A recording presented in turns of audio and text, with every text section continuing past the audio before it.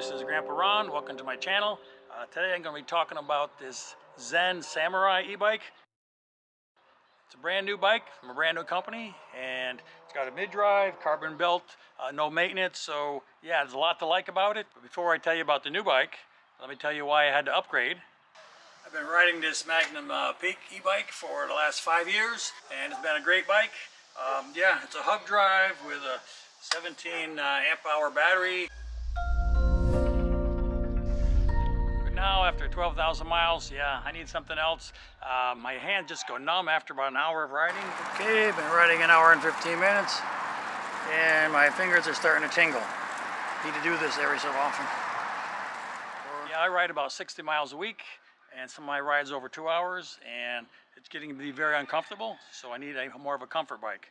Yeah, I already tried raising up the handlebars here.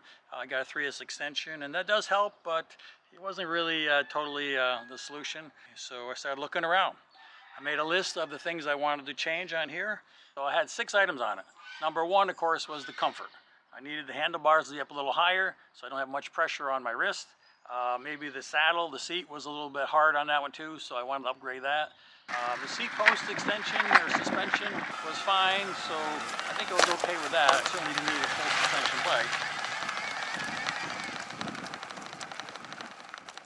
Second most important item was low maintenance. Yeah, got really tired of oiling that stupid chain, cleaning it all up and everything. Yeah, get all this crap off here. And with the stretches and whatnot. Yeah, even the derailleurs, I could never get them quite right after the bike was about 6 months old. They just wouldn't shift all the way evenly up and down. So yeah, that was a pain. I wanted to get rid of those. That brought me to getting a mid-drive motor with a Gates belt drive and an internally geared hub. That should cover my first 2 items. Number 3 was I wanted a kickstand that was in the back of the bike, because my other one, yeah, it was always binding on the pedals when I back it out of the garage, because where I put it, I had to come backwards. It's kind of a pain. There's limited space there. So anyway, I wanted one in the back so I could just wheel it back and have to think about it. I can back it all the way out without the pedals hitting anything. I also wanted a bike that had built-in headlights and taillights that run off the main battery. Yeah, I did put the lights on my other bike, but they're all rechargeable batteries, and it seemed like I never got around to recharge them. So yeah, and I was just worried that somebody just might take it because it just clips on and off. So anyway, I do want to have the built-in stuff, and I thought that would be a lot better. Another priority was getting puncture-resistant tires. Yeah, the 2.4-inch width is great, but you can ride that on the road and off the road, and they're fairly efficient. So that was all good, but I wanted puncture-proof. Yeah, I can't tell you how many flats I've had with those knobby tires, because between the knobs, the carcass is really very, very thin. So anyway, I did pick up a lot of thorn punctures and that kind of stuff. So yeah, I wanted something a little tougher and more durable.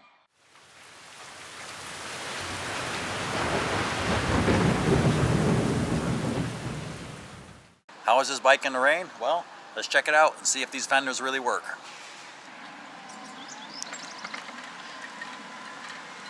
First comes a puddle. Whoa. And the last thing on my wish list were fenders. Yeah, here in San Diego it doesn't rain that much, but we do get streams of water across the road, and there is a place that I ride and I have to go through a little creek. Yeah, I've had plenty of those black stripes up my back with my other bike that doesn't have the fenders, so yeah, fenders would be a good thing. 35. Okay, time for a coast test. I'm going to coast down the hill with both bikes and see which one is faster at the bottom. Starting out with the Peak. Helmet back on. Starting out at 15. Yeah, 29.5. Okay. Alright, 9.3. Starting at the same spot.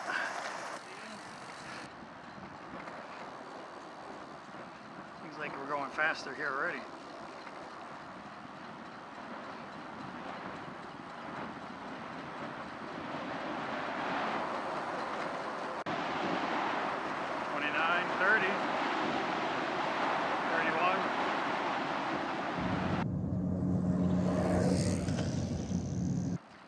here comes the rock.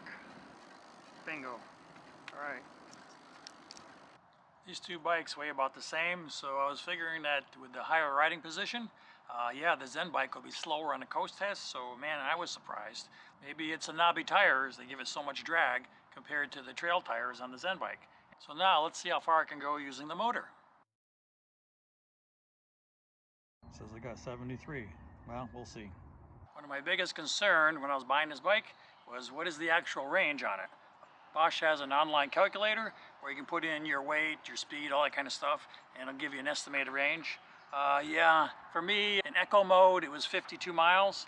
With my hub motor drive, I was able to get 65 miles on, well, it's a bigger 800 amp hour battery, and the Bosch only has 500, but yeah, supposedly these mid drives are more efficient, so yeah, where are we going to end up?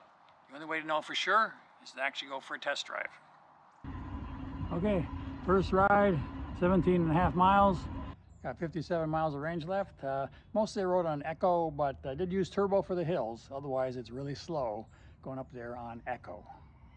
This is my second ride on the full battery charge. So today we're going to try a little longer, 30 miles. I'm normally pedaling. I'm only using about half of that Echo.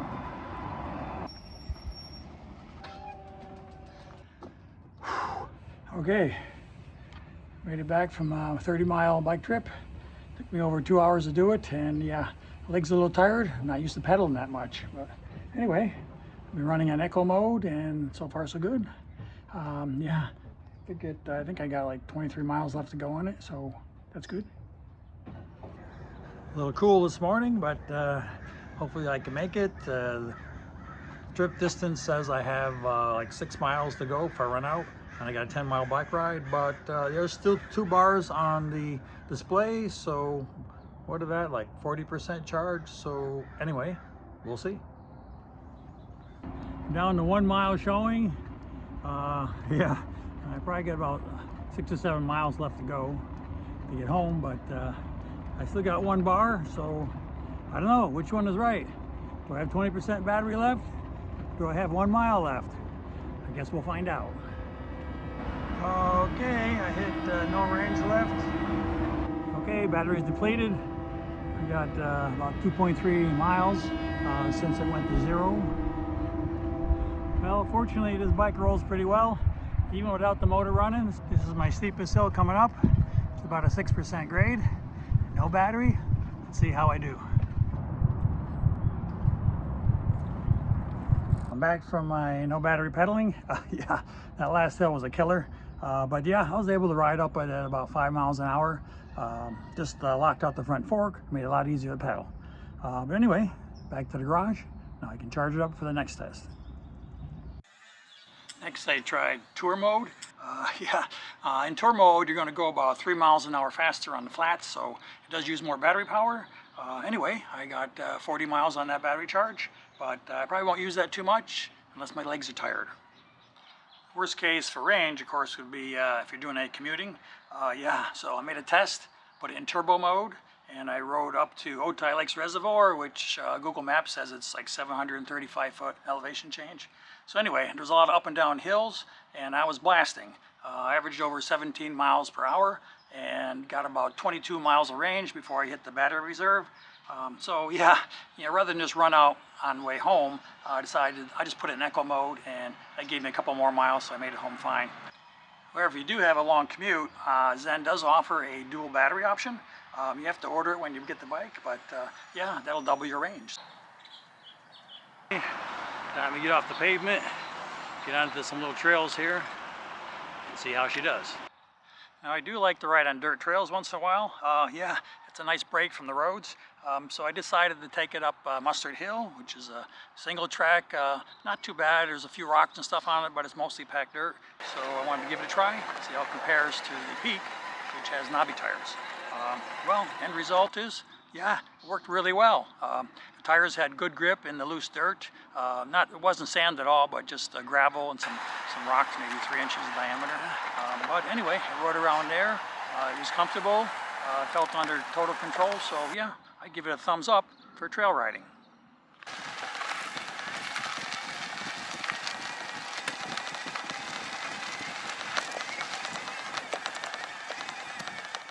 Okay, in conclusion, yeah, I like this bike a lot. It works great. As far as difference between the hub drive and the mid drive, yeah, this one is better in almost every way. The only thing I missed perhaps is having the throttle on my hub bike for those times when you stop for a red light or something and you need to take off the resistance. All right, let's go. But anyway, the only really annoying part of this is, yeah, recharging it. Gotta fiddle with it a lot. Oh, okay, I think I got it. Other than that, yeah, it's great. It's more comfortable. The battery range is really handy, much better than a voltage readout. I know pretty much exactly how many miles until the battery's going to run out, so that's good. If you're a beginner, I'd say get a hub drive. If you're experienced and you like riding your bike, I'd say, yeah, get a mid drive, and this one's a good one. It ticks all the boxes that I needed. This Samurai, of course, is not a mountain bike, but other than that, it does everything really well. On the road, off the road, dirt trails. Yes, it's quiet, it's comfortable, it's smooth. This is Grandpa Ron, and I'll see you on the next video.